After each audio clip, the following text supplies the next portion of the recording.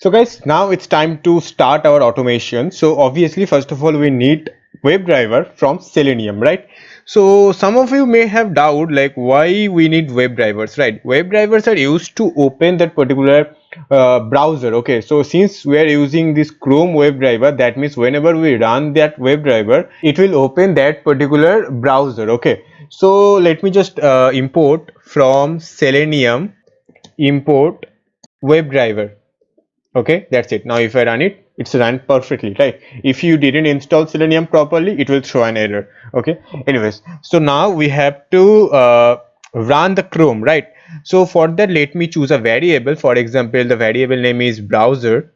Okay, you can choose whatever variable name over here. So browser is equals to WebDriver dot Chrome. Okay, so you can see here the C is in capital. Okay, so remember that thing.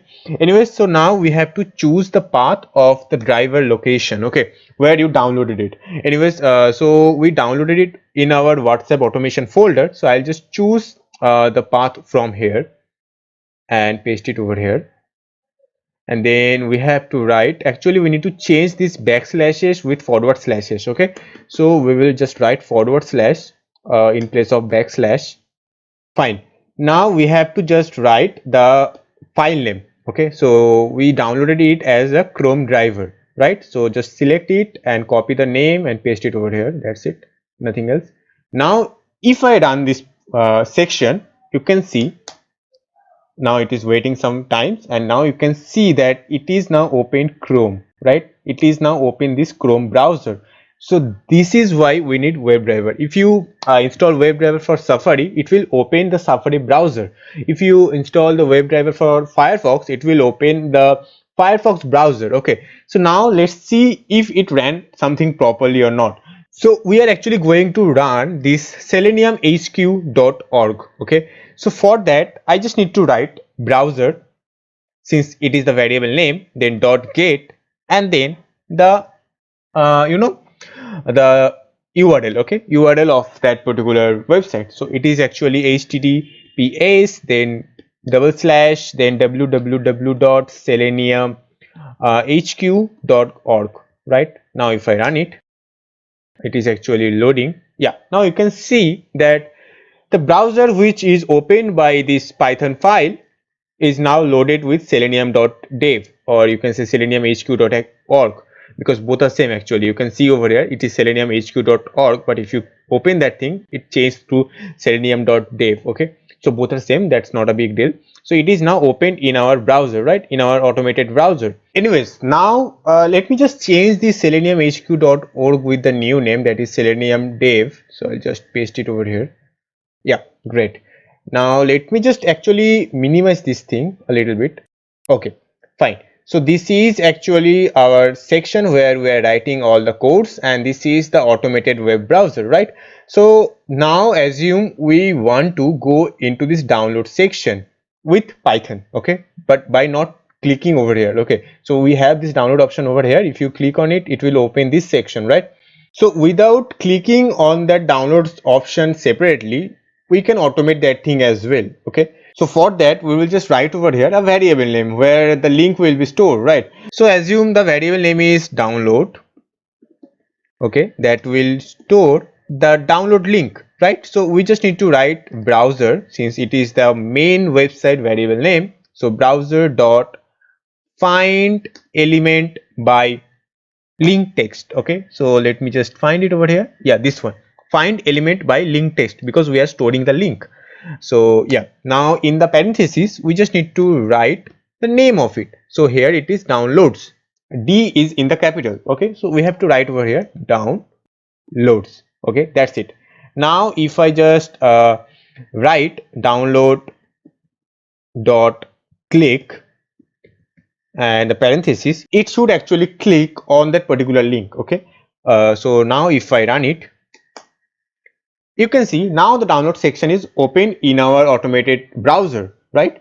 So in this way you can store a link in a variable name, and then you can click on that variable name. Okay, so now let's see one more thing. Okay, so we have this search button over here. Now let me go into the actual web page. Yeah, So we have this search button over here. If you search something over here, for example downloads, it can write like this. Okay, so we can also automate that thing in our automated browser. So this is our automated browser, and obviously we need to store the link or store all the things into a variable name. So we will just write over here search. Okay, so this is the variable name. Okay, and then browser dot find. There is one more thing, we actually need to find the ID of the search bar.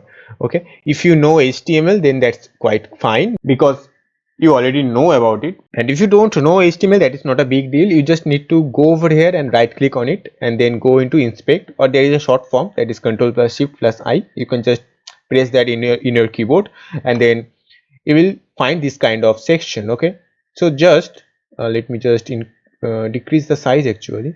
Okay, actually I need to increase the screen because you can see that the search box is now gone. All the things is now under this menu option, so we don't want that.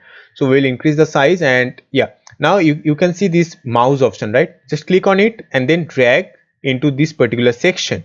Okay, that's it. Now click on it, you will find an ID of that.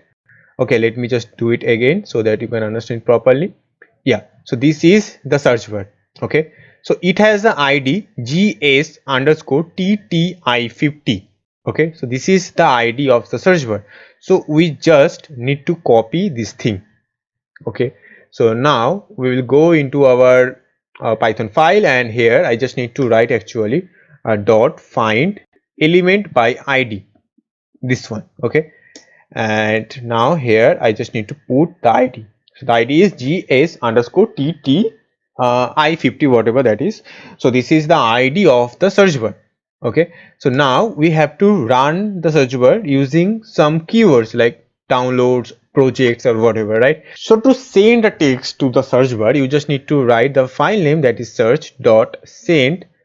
Okay, it's send underscore keys, and then you have to write whatever text you want to pass to that. For example, I just want to pass downloads. Okay, now if I run it, okay, there is an error. Let me check it. So we are getting this error. Actually that is because we put false ID. I guess there is a mistake. So let me just increase the size and check it.